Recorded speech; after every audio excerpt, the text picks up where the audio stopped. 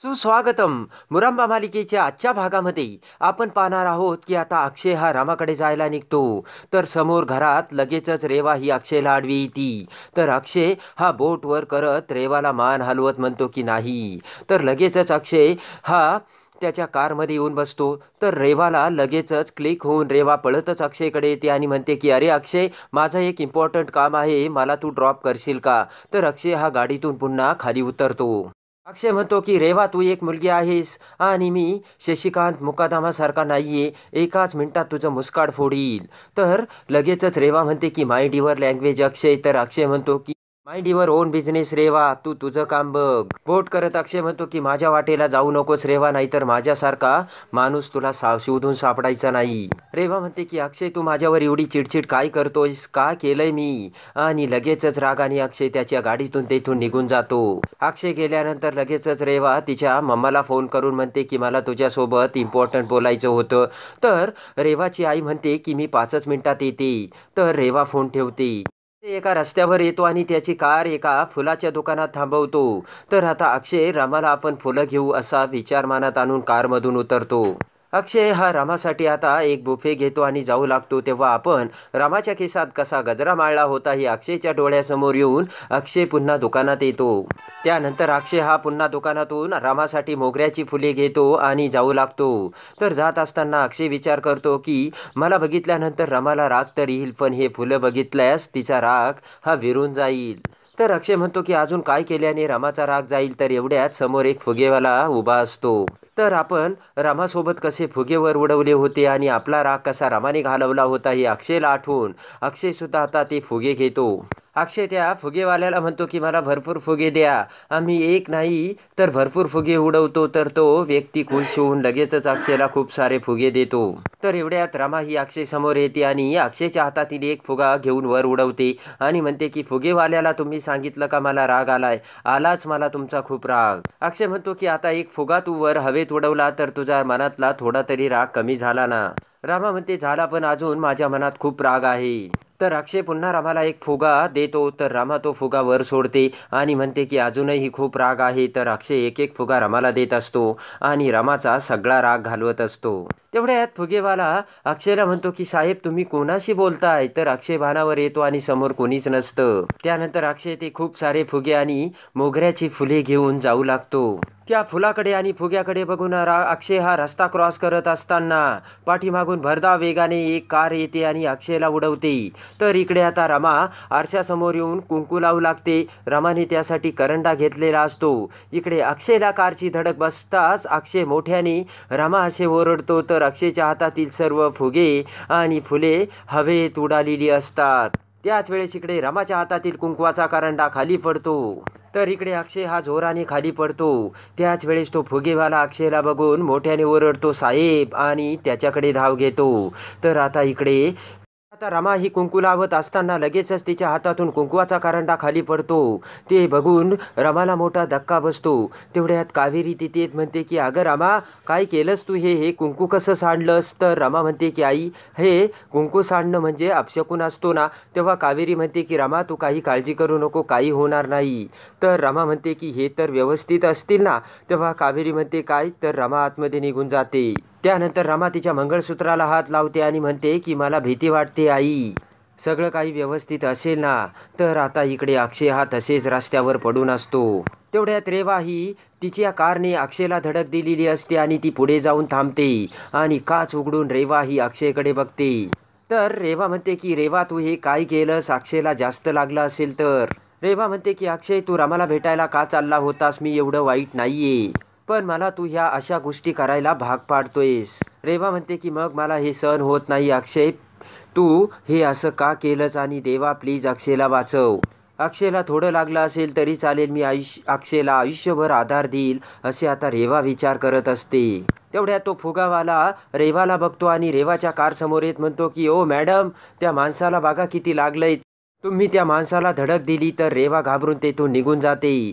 तर तो माणूस म्हणतो की हे साहेब तर जिवंत असतील ना, आणि पुन्हा तो माणूस हा अक्षयकडे धाव घेतो. इकडे अक्षय हा रस्त्यातच पडून असतो आणि इकडे रमा ही अक्षयची आठवणीत हरवून गेलेली असते. तेव्हा रमाला कावेरीचे बोलणे आठवते. कावेरीने सांगितलेले असते की रमा तू अक्षयला माफ कर, हे मी तुला सांगतच नाहीये, पण अक्षय रावाचं सुद्धा म्हणणं आपल्याला समजून घ्यायला हवं.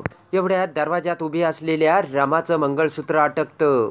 तेव्हा ते मंगळसूत्र आपल्या हातात घेत रमा विचार करते की आपल्याला वडाच्या झाडाखाली अक्षयने किती प्रेमाने हे मंगळसूत्र गळ्यात घातले होते. इकडे आता सीमाच्या मोबाईलवर अक्षयचा अपघात झाल्याचे सीमाला समजताच सीमाला तिसरा मोठा धक्का बसतो. तेवढ्यात आनंद तिथे येत सीमाला समजावतो आणि फोनवरती आनंदला सुद्धा अक्षयचा ॲक्सिडेंट झाल्याचे कळताच आनंद हा अभ्याला आणि सीमाला घेऊन हॉस्पिटलमध्ये जाण्यासाठी निघतो. तर आता सीमाच्या डोळ्यापुढे अंधाऱ्या येऊ लागतात. तर आनंद हा सीमाला समजावतो. इकडे आता रमाने दरवाजात मीठ ठेवलेले असते. तेव्हा कावेरी म्हणते की रमा दरवाजात का मीठ ठेवलंय, हे सर्व तुझं काय चाललंय. रमा म्हणते की मला हे काही माहिती नाही, पण हे सुखरूप असावे म्हणून मी दरवाजात मीठ ठेवलंय. आणि आई आता मला उगीच तू त्रास देऊ नकोस. इकडे आता सीमा, अभ्या आणि आनंद आई आजी सोबत अक्षयला हॉस्पिटलमध्ये घेऊन येतात. तेव्हा अक्षयची ती अवस्था बघताच आई आजीच्या डोळ्यातून पाणी आलेले असते. तर आता सीमा, अभ्याला सुद्धा मोठा धक्का बसलेला असतो. तेवढ्यात मयुरी म्हणते की मला अक्षय ही अवस्था बघवत नाहीये. तेवढ्यात नर्स ही अक्षयला ॲडमिट करून बाहेर येते. तर आभ्या म्हणतो की नर्स म्हणते की आमची ट्रीटमेंट चालू आहे आणि त्यांच्या डोक्यातून खूप रक्त गेलंय. तेव्हा सर्वांना पुन्हा मोठा धक्का बसतो. तर आपण अक्षयला वाद, भांडणं, विवाद हे सर्व संपवण्याचे सांगितल्याचे आभ्याच्या डोळ्यासमोर येते. आभ्याने सांगितलेले असते घरात बाकीचे सुद्धा माणसं आहेत, त्यांना त्यांच्याकडे लक्ष देऊ दे. सतत या घरात रमा अक्षय असंच चाललेलं असतं. हे बोलणे आता आभ्याला आठवते. तर इकडे सीमा विचार करते की अक्षयने कालच जर रमाला आणलं असतं तर हे सर्व घडलंच नसतं. तर आई आजी म्हणते की अक्षय असा रात्री कुठे जात होता. तेव्हा आनंद म्हणतो की अगं आजी तेच अजून कळलेलं नाही. तर आपण अक्षयला कसे सांगितले होते की एकटं यायचं नाही अक्षय, तू दोघंही जोडीने यायचे. तर अक्षयने सांगितलेले असते की हो आम्ही जोडीनेच येऊ. हे सर्व आता सीमाच्या डोळ्यासमोर येते. तर आई आजी सीमाला म्हणते की सीमा हे सर्व कसं झालंय, तो रामाकडे जात होता ना. तर सीमा म्हणते नाही. तर सीमा घाबरलेली बघून आई आजी म्हणते की हे सर्व रामामुळेच झालं.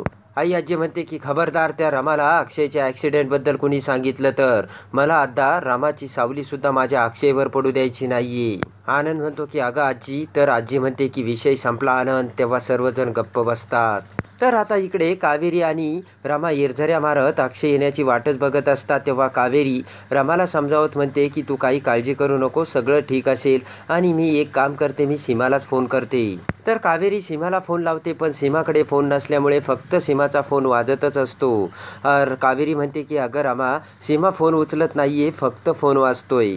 तर पुन्हा इकडे रमा ही दरवाज्यात येऊन अक्षयला बघू लागते. तुम्ही येथून जा, तुम्ही इथे थांबू नका. हे आता आपण कसे अक्षयला सांगितले हे रमाला आठवतं. अक्षयने हात जोडून रमाची माफी मागितलेली असते आणि सांगितलेले असते की रमा प्लीज मला माफ कर आणि येथून चल. तर रमाने सांगितलेले असते मी तुम्हाला नाही माफ करणार आणि येणारही नाही. तर अक्षयने सांगितलेले असते की रमा मी जगाच्या अंतापर्यंत तुझी वाट बघेन. आणि हे सर्व रमाच्या डोळ्यासमोर येते. इकडे जान्हवी सुद्धा आता हॉस्पिटलमध्ये आलेली असते. तेवढ्यात रेवा ही रडण्याचे नाटक करून हॉस्पिटलमध्ये येते. रडतच रेवा अभ्याला म्हणते काय झालं अक्षयला, बरा आहे ना तो, त्याला एवढं काही झालेलं नाहीये ना. तर अभ्या रेवाला म्हणतो बरं आहे त्याला. डोळे झाकत रेवा म्हणते की थँक्स गॉड, नाही तर माझा जीव गेला असता. तेव्हा सर्वजण रेवाकडे बघू लागतात. तर आनंद म्हणतो व्हॉट, काय बोलतेस रेवा. जान्हवी म्हणते तुझा का जीव गेला असता. तेव्हा रेवा म्हणते की त्याचा ॲक्सिडेंट झाला हे कळताच मला नाही राहवलं. रेवा म्हणते की शेवटी त्याच्या मनात माझ्याविषयी काय भावना आहे हे मी नाही फिलअप करू शकत. तर रेवा म्हणते की मला सुद्धा वाईट वाटतंय ना. तेव्हा आई आजी म्हणते की रेवा तू रडू नकोस, मी तुझी भावना समजू शकते. तर इकडे सीमा ही आभ्याला म्हणते की आभ्या, ज्या माणसाच्या गाडीने अक्षयला धडकले त्या माणसाचा काही पत्ता लागला का. ते ऐकून रेवाला मोठा धक्का बसतो. तर इकडे आता कावेरी ही रमाला समजावत म्हणते की मी पुन्हा एकदा सीमाला फोन करू का. तेव्हा राग येऊन रमा ही कावेरीचा मोबाईल फेकून देते आणि म्हणते की काय फोन करतेस त्यांना, मी इथे वाट बघत बसली वेड्यासारखी, क्षणाक्षणाला दाराकडे बघते. इथेच दरवाजात बसून ते काय म्हटले होते मला आठवतंय का आई तुला? ते मला म्हटले होते मी जगाच्या अंतापर्यंत तुझी वाट बघेन आणि अजूनही त्यांचा तपास नाही. तेव्हा असं काहीच नाही आहे आई आणि आमचं नातं कायमचं संपलंय आता असे आता रमा बोलते. तर इकडे अक्षय हा हॉस्पिटलमध्ये ॲडमिट असतो. तर आता इकडे कावेरी रमाला सांगते की आपल्या माणसाला फोन करायला का विचार करायचा. तर रमा ही आता अक्षयच्या मोबाईलवर कॉल करते. तेवढ्यात रेवा ही अक्षयसमोर बसलेली असताना अक्षयचा फोन उचलते. तर रमा म्हणते की तू यांचा फोन का उचललास? तर रेवा म्हणते की मी अक्षयच्या रूममध्ये होते आणि तुझ्यापासून काय लपून ठेवायचं राहिलंय आता. तेव्हा रेवाचे ते बोलणे ऐकून रमाला मोठा धक्का बसतो आणि रमा फोन कट करते. तेव्हा आता रेवाने भयानक खेळी खेळलेली असते. तर आता रमाला अक्षयचा अपघात झाल्याचे समजताच वाऱ्याच्या वेगाने येऊन रमा आता कमरेला पदर खोचून कसे रेवाला बाजूला करते आणि खरे सत्य समोर आणून गैरसमज दूर करत रमा अक्षय कसे एकत्र येतात हे बघण्यासाठी आणि मुरंबा मालिकेच्या डेली अपडेटसाठी आपल्या चॅनलला लाईक करा, सबस्क्राईब करा.